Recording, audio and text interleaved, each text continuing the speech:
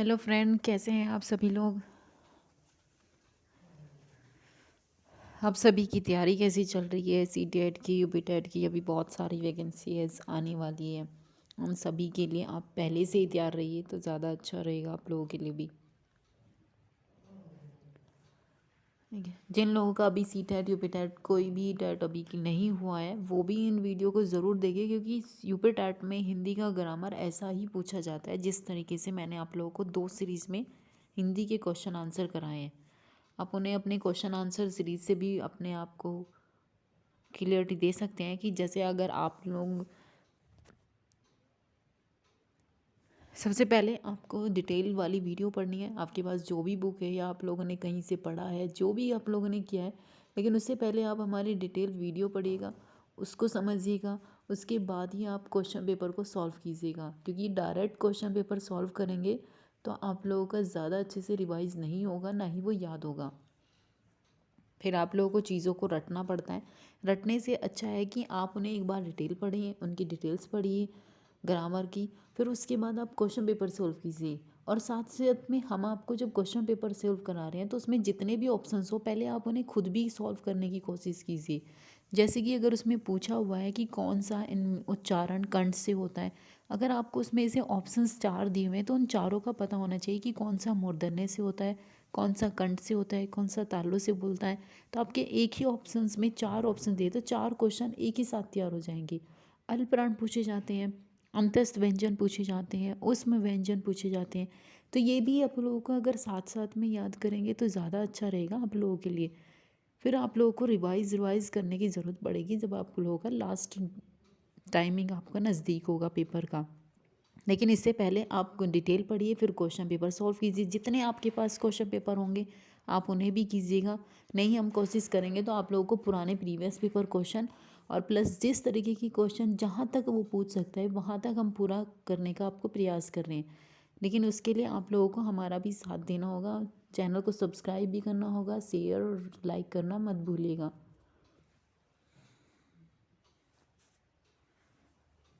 ठीक है, और हमें कमेंट्स भी कीजिएगा कि आपको कैसा लग रहा है, आपको क्वेश्चन समझ आ रहे हैं नहीं आ रहे हैं। आपने क्वेश्चन पेपर नहीं पढ़े हैं अभी तक, वो मैंने आप लोगों को क्वेश्चन दिए हुए थे कल की सीरीज़ में, आप उन्हें सॉल्व कीजिएगा और हमें कमेंट्स कीजिएगा कि उनका आंसर क्या है।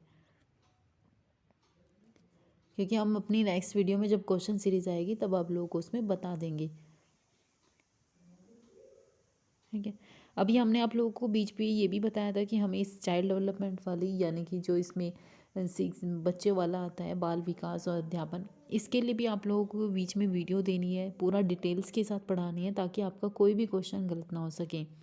उसमें आपको यूपी टैट में भी 30 क्वेश्चन आएंगे, जूनियर वाले में भी 30 क्वेश्चन आएंगे सेम उसी सिलेबस से। उसके बाद सुपर टैट में भी वही क्वेश्चन आएंगे। आगे जहाँ पे भी आपको चाइल्ड डेवलपमेंट वाले जो भी क्वेश्चन मिलेंगे वो हमारे इसी सिलेबस के द्वारा आप लोगों के पूरे हो जाएंगे। लेकिन इसके लिए आप लोगों को हमारा साथ भी तो देना होगा। इसके लिए आपको वीडियो पढ़िए, डिटेल वीडियो पढ़िए, उनको आप खुद नोट्स भी बना सकते हैं। अगर आप नोट्स बनाएंगे तो आप लोगों के लिए और भी अच्छा रहेगा, क्योंकि वो आप लोग शॉर्ट में बनाएंगे। जो आपको समझ आ रहा है उसको आप छोड़ते चलिए, और जो आपको नहीं समझ आ रहा है, आपने नया पढ़ा है नहीं समझ आ रहा है किस तरह के क्वेश्चन पूछ सकते हैं, आप उन्हें साथ साथ में लिखते चलिए, जिससे आप लोगों के साथ साथ में याद भी हो जाएंगे।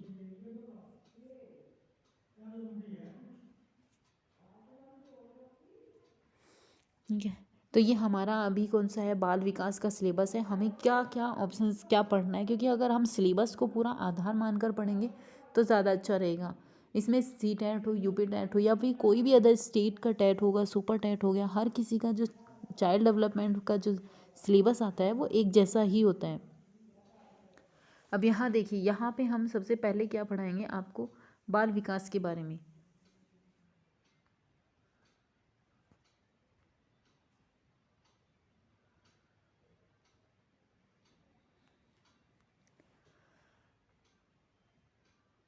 सबसे पहला हमारा क्या ऑप्शन है इसमें, बाल विकास। बाल विकास क्या होता है, प्राथमिक विद्यालय के बालक।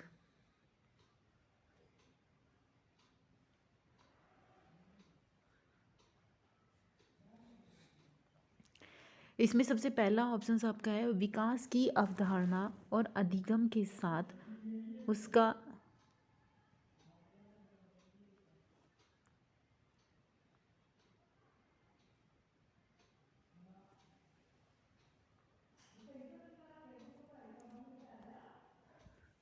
विकास की अवधारणा तथा अधिगम के साथ उसका संबंध।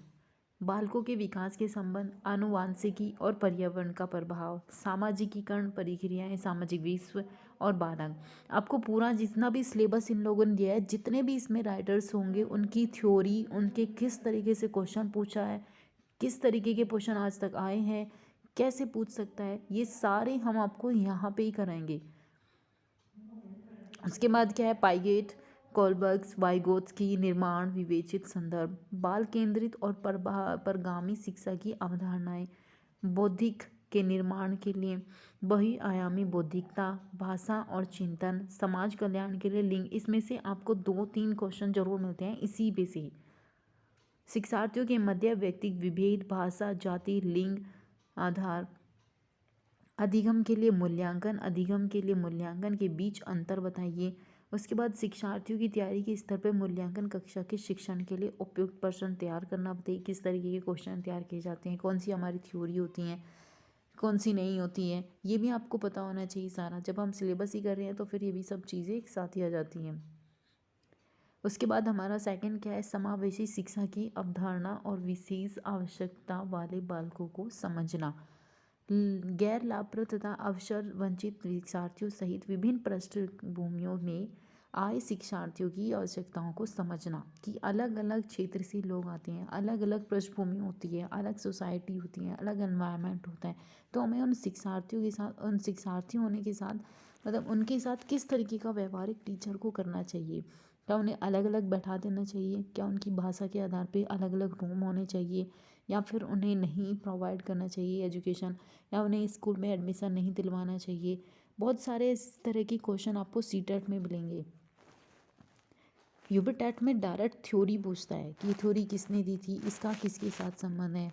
बहुत सारी परिभाषाएं पूछता है, किस तरीके की एक टीचर की भूमिका होती है एक बच्चों के प्रति। अब यहाँ पे अगला क्या है, अधिगम संबंधी समस्याएं जरूर पूछता है। यूपी टेट में भी, सुपर टेट में भी इस तरीके के क्वेश्चन पूछे जाते हैं। मेधावी, सृजनशील, विशिष्ट प्रतिभावान शिक्षार्थियों की आवश्यकताओं को समझना, ये भी आपसे 2-3 क्वेश्चन जरूर मिलेंगे। इसके भी यूपी टेट में तो स्पेशली इनके क्वेश्चन पूछे जाते हैं समावेशी शिक्षा से संबंधित। उसके बाद ये लास्ट क्या है, अधिगम और अध्यापन। बालक किस प्रकार सोचते हैं, सीखते हैं, बालक विद्यालय प्रदर्शन में सफलता प्राप्त करने में कैसे और क्यों असफल होते हैं। ये आपको सीटेट में बहुत सारे ऐसे क्वेश्चन मिलेंगे कि ऐसा क्या होता है कि कुछ एक ही क्लास में पढ़ने वाले, एक ही टीचर के द्वारा पढ़ने वाले कुछ बच्चे सफल होते हैं और कुछ बच्चे असफल होते हैं। या फिर इस तरीके के क्वेश्चन पूछते हैं कि एक क्लास में एक टीचर के द्वारा एक छात्र असफल हो गया और सारे छात्र सफल हो गए, तो इसमें किसकी कमी है, या फिर टीचर को क्या करना चाहिए। इस तरीके के क्वेश्चन आपको सीटेट में बहुत मिलेंगे इस तरीके के। अधिगम और अध्यापन की बुनियादी प्रक्रियाएं, बालकों की अधिगम कार्यनीतियाँ। एक समस्या समाधान करता एक वैज्ञानिक अन्वेषक के रूप में बालक की त्रुटियों को समझना बहुत ज़रूरी है एक टीचर के लिए।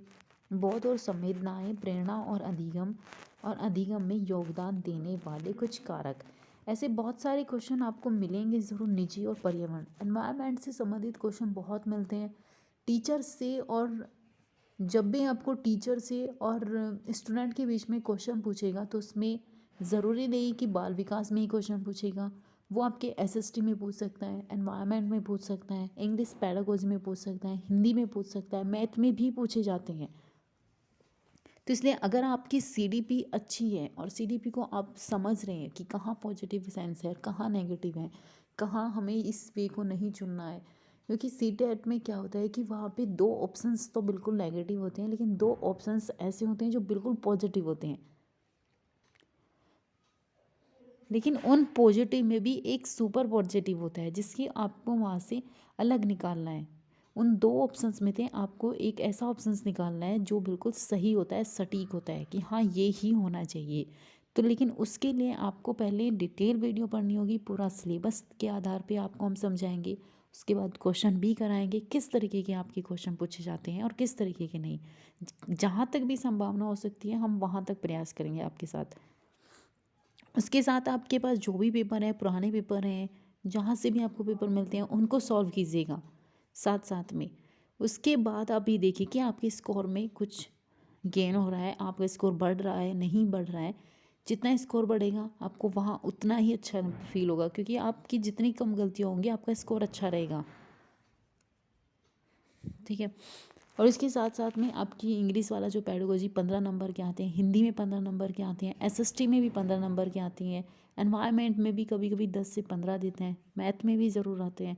तो वो सारी चीज़ें आपको सीडीपी के पढ़ने से ही सारी चीज़ें के 15-15 नंबर जो होते हैं वहाँ से प्राप्त हो जाएंगे।